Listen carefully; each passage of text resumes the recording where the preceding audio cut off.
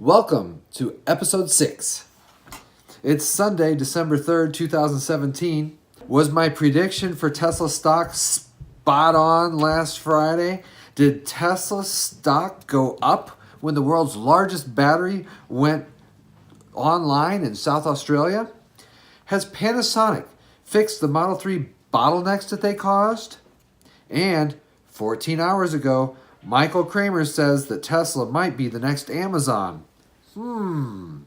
Sounds like something we all heard many days ago, right here on Deadshot Investor. I don't even know how much I really made. I forgot, it's a lie. Fuck that, never mind what I got. Came up, that's all me for real. Let's take a look at the chart. First thing we see here, I just want to give you a little bit of technical background. I've got the trend lines in here. We've got our trend line that goes back in history a little bit with our resistance line, our maximum resistance. And you can see that's ascending just barely. And then you see this ascending line down here. And one question that you might ask is, why are we not doing a trend line that looks like this? Because it seems to almost be following that trend line. See this point and this point and almost this point and almost this point? Well, here's why. Basically, I always call it earnings roulette. When earnings come out, it's basically like hitting the refresh button. You're starting over. And as you can see here, when the earnings came out, the third quarter's earnings came out, Tesla took a giant hit right here, and that's when it starts over. So any of the short-term trend lines are drawn from that point. So what we do is we come up here, we select our trend line, and short-term trend lines are drawn from the lowest points. The two lowest points create the trend line. And so that's where the trend lines come from. So there's a complete reset that happens when earnings comes out. So it's kind of a do-over. Now, we'll see here that Friday, let's do one more thing. Let's put it in our analysis group with our moving averages. And you can see here that the 200-day moving average is still above where we are, and our trend line is still below where we are. So Friday, we were dead shot on that it was going to just kind of jello on the plate, move around and vacillate between the trend line and the 200-day moving average. But unfortunately, just as I predicted, there was no reaction to the world's largest battery pack being turned on. I predicted that. It was kind of an easy prediction because, come on. If there's not a reaction to the Tesla and the Roadster number 2 event, then battery's really probably not going to excite anybody. So what a terrible reaction to those events. Basically, for Tesla stock, everybody's got this big tree right in front of their face, and it's called the Model 3 tree. And because of that Model 3 tree, they can't see the forest. It's very hard for people to see the forest. So let's take a look at what happened this past month. And as you can see here, Electrek said that basically in October, they only made about 180 Model 3 vehicles. And this is kind of the trend line that they thought that Tesla was actually on, the S curve.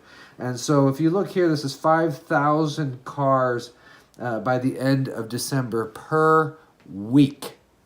So that's where Tesla thinks it's going to get to in 3 weeks. Yeah, I don't think so.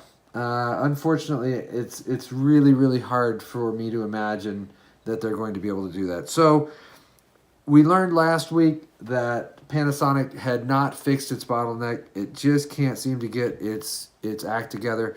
So I think this week, everyone is going to be waiting again for any kind of news coming out that we are indeed having kind of some S-curve growth, but definitely we did not reach that in November.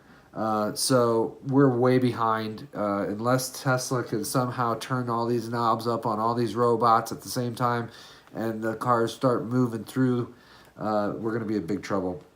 It's just not really going to happen because of Tesla. But I still predict it's going to go up tomorrow. So we'll get into that. So a few stock analysts, sound like they might be watching Deadshot Investor, like Michael Kramer. So we're going to look at the weekly roundup here.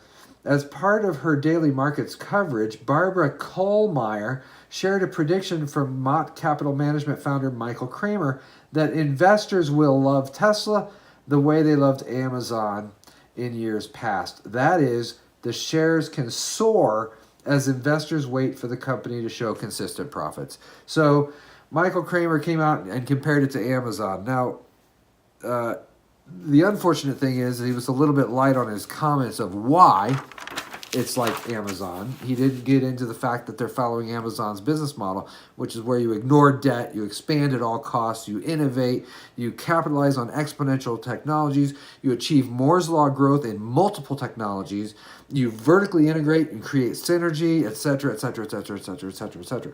There are so many parallels to Amazon that it's just a matter of time before those dots get connected more and more and more often by more and more and more analysts. So, but I was happy to see somebody did it. Anyway, it's nice to see that. And then 4 hours ago, Benzinga came out, and they come out with an email before the market opens. And I've always thought that they probably are getting a lot of their predictions of what's going to happen in the United States market by what's going on in England, for example. And so if they see American companies going up based on some news or that kind of thing, they'll predict that they're going to go up in the American market, which is a pretty easy prediction since they're going to gap up. So when the market opens, by the time it opens for the average investor, it did go up. And so they're like, wow, they're smart people.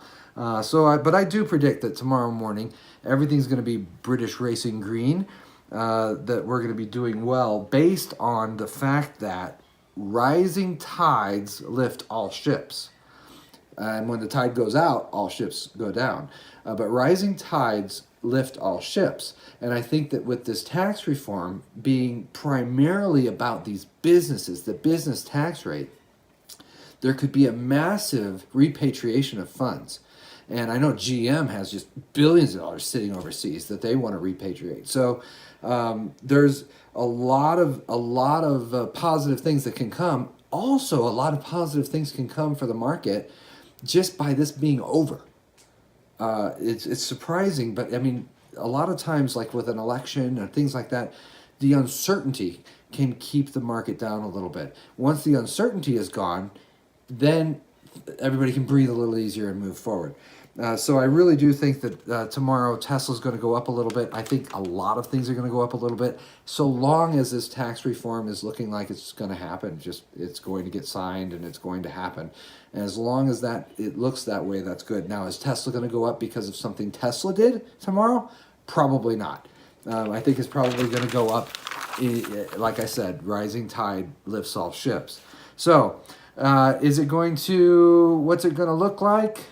If I were to venture and once again, check my disclaimers, because I am not responsible for your losses in trading, and you shouldn't be trading anyway unless you've done all of Dave Ramsey's baby steps, so Google that. But the Tesla is going to probably stay between the support and the resistance. The support of the trend line and the resistance of the 200-day moving average. But this tomorrow, Monday, all eyes are on the tax reform. So we'll see you tomorrow night. We'll see how this all goes and see if our prediction is correct. And thank you so much for tuning in and subscribing to Deadshot Investor. Little bitch.